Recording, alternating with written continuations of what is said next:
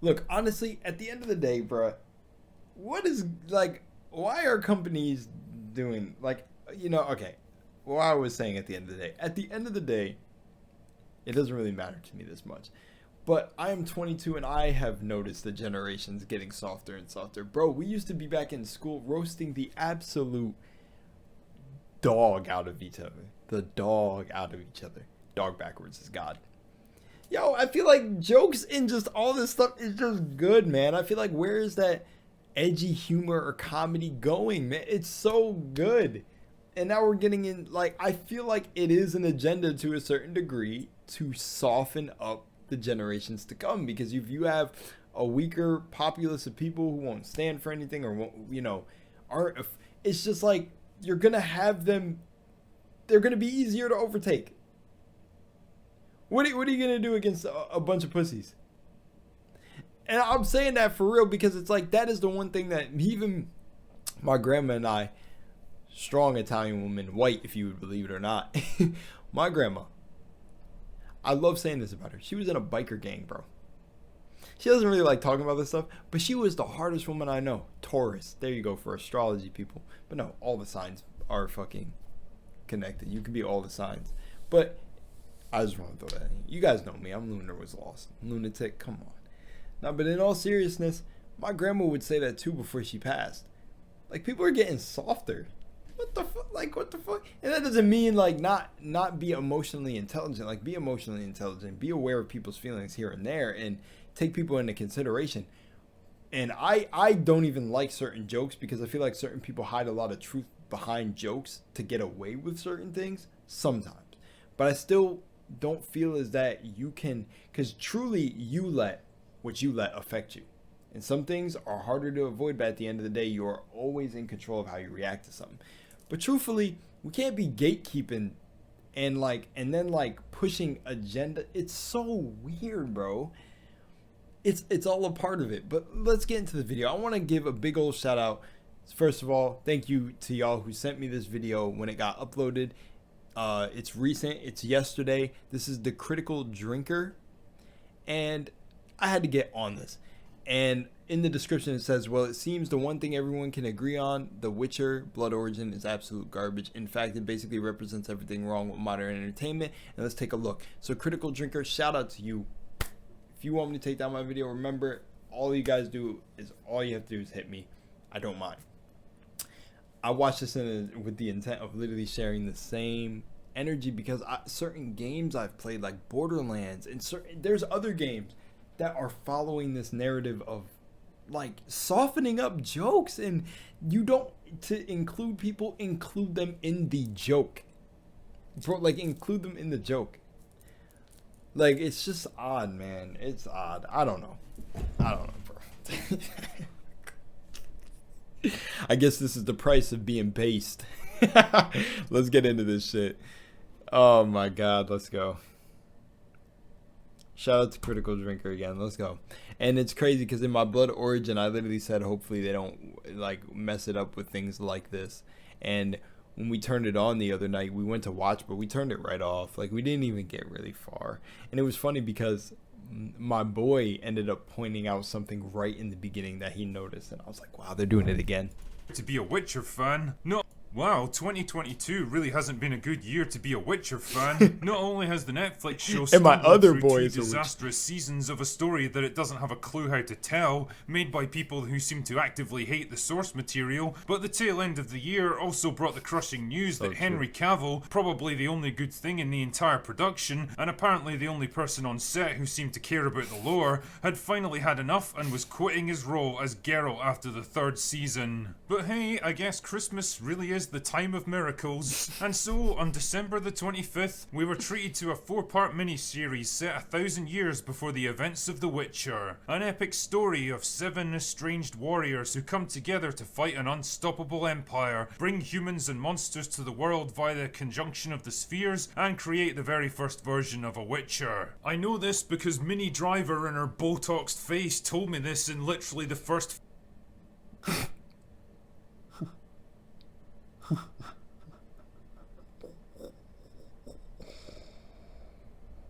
What's crazy is the story, though, the conjunction of the spheres. It's 7 warriors, like the 7 chakras in the body. They're things I'm noticing. So there's probably obviously things you can take from actually the good material, the source material of The Witcher and stuff. Probably has a lot of, you know, conscious and spiritual and metaphysical science within it that is hidden, like all forms of media. But man, Minnie Driver and her Botoxed face told me this in literally the first 5 minutes of the first episode. Because truly, there's nothing more compelling than a storyteller who literally summarizes their entire story before it even begins. But let's get down to business, dear viewer. Is The Witcher Blood Origin actually any good?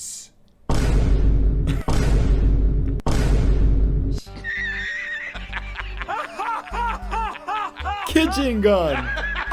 And who was that? Serious? No, it isn't. What it is shit. A shockingly amateurish, clumsily written, horrendously acted, ridiculously contrived insult to the work of Andrei Sapkowski, infused with so much intersectional identity politics that you honestly could have convinced me the entire project was intended as some clever satire on modern storytelling.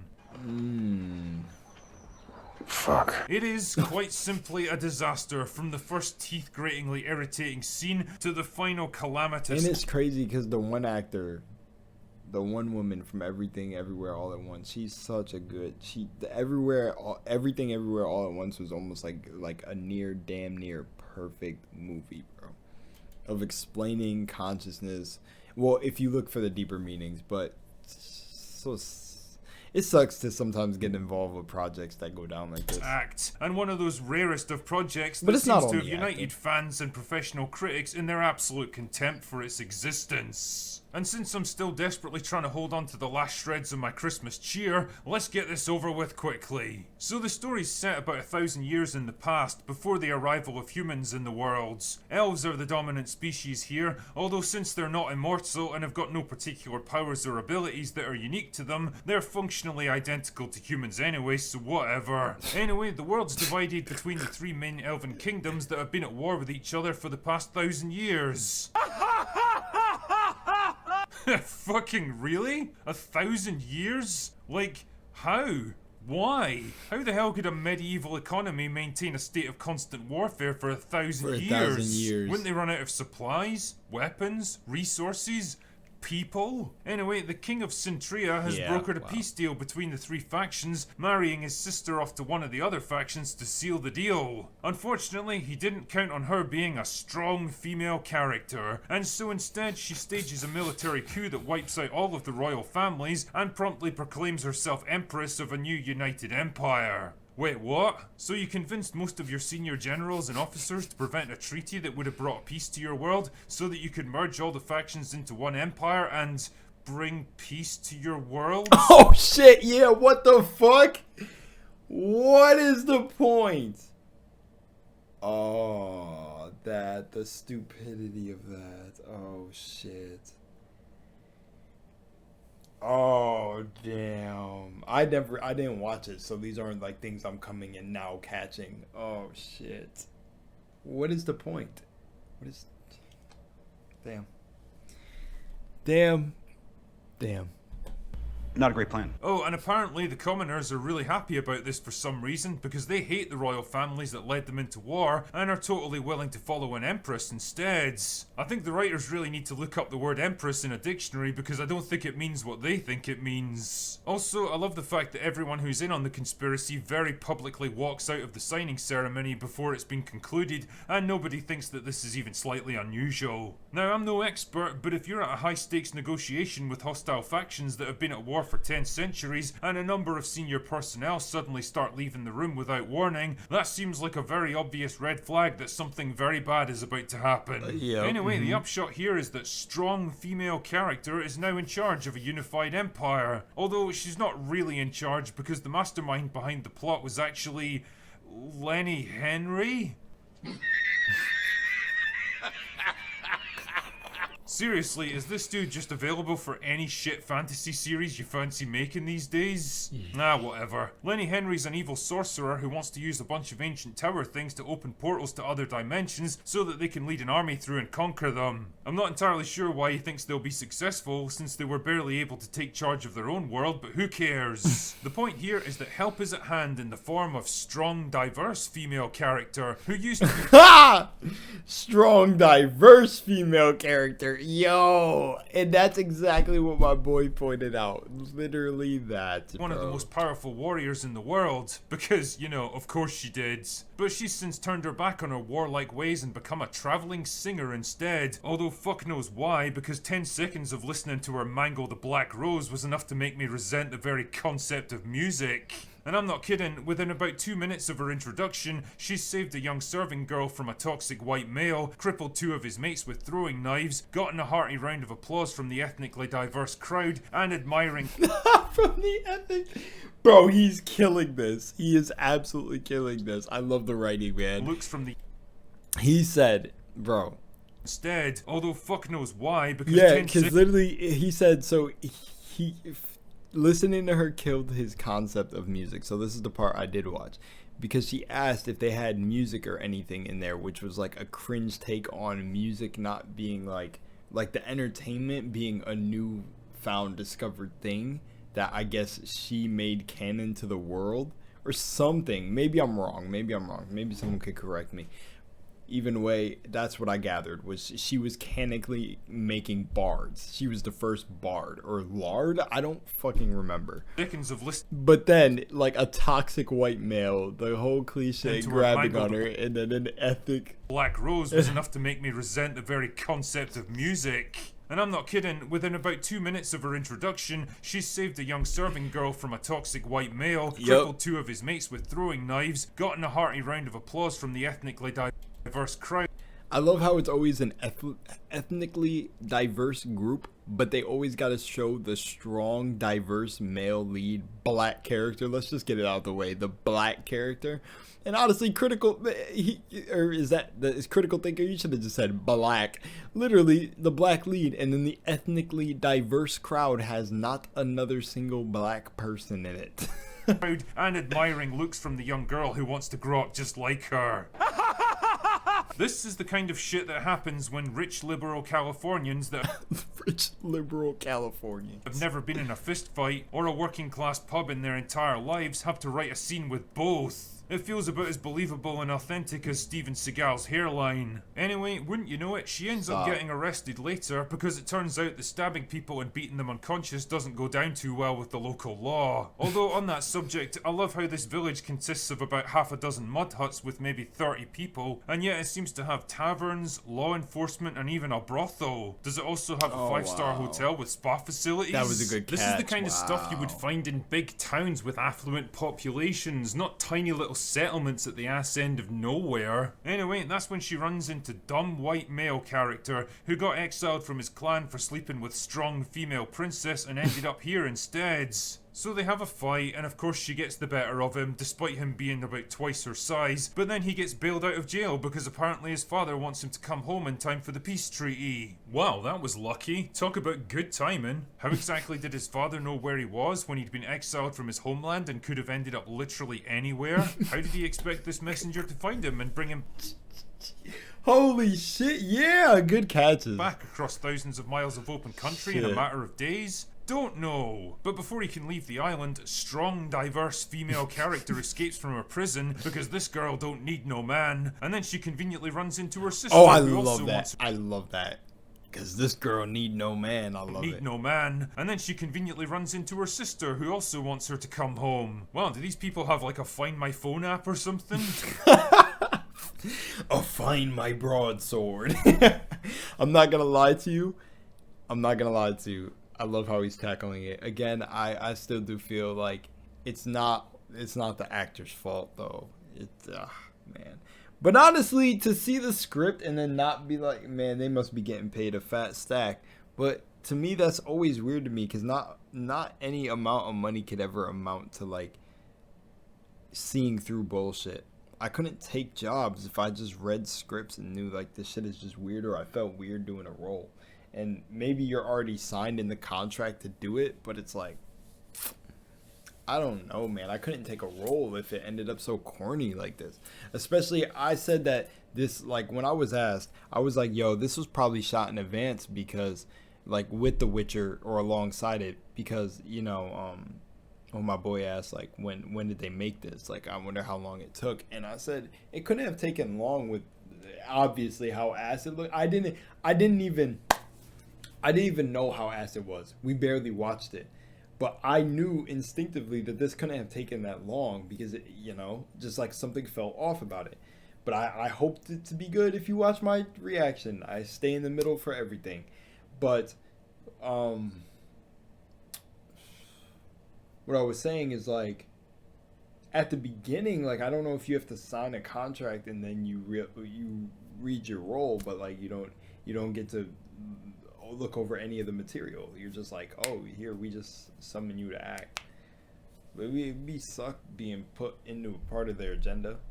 But anyway, she gets killed by a group of assassins who obligingly emerge from cover when it's time to take down strong, diverse female character, and then obligingly attack her one at a time so that she can fight them off. Again, I think the writers need to look up the word assassin because I don't think it means what they think it means. Anyway, wouldn't you know it, she ends up joining forces with dumb white male character, and together they seek out strong, diverse female character number 2, because I guess we don't have enough of them already in this story. And together, these 3 stereotypes have to recruit a diverse team of warriors to take on the might of the Empire, defeat the bad guys, and save the universe.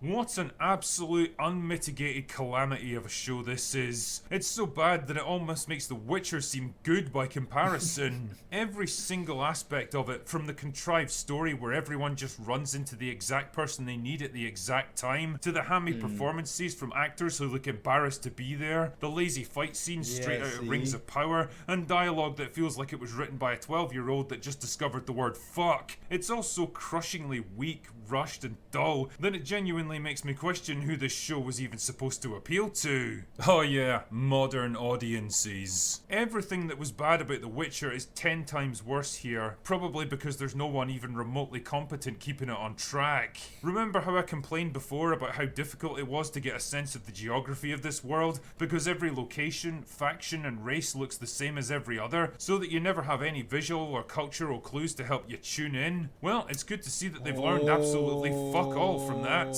The action zips back and forth between huge fortified cities, isolated island villages, and small market towns. Wow, I did not realize that. That is a really good point to make. In The Witcher, yeah, someone told me that. I think when we were watching it, it's hard to kind of keep track of who you're watching or who you see when it zips between the kingdoms. There needs, like, to be distinct defining factors of each. I thought this shit would kind of be common sense, to, like, something to give it off, not just elves have pointy ears. Like, it has to be a really distinct armor, or a really distinct, like, oh my gosh, when I was watching the Dragon Age Absolution stuff, like, when they go to the Templars, like, you know who the Templars are. You think Templars, you think red lyrium, you think red eyes, roided crystal guys. But depending on your choices in the game, but in the animation they did splendid, and you can tell the differences between, and that's animation, but, like, you can tell the difference. They're really distinct things. Yeah. With absolutely no sense of where they are or how they fit into a wider world.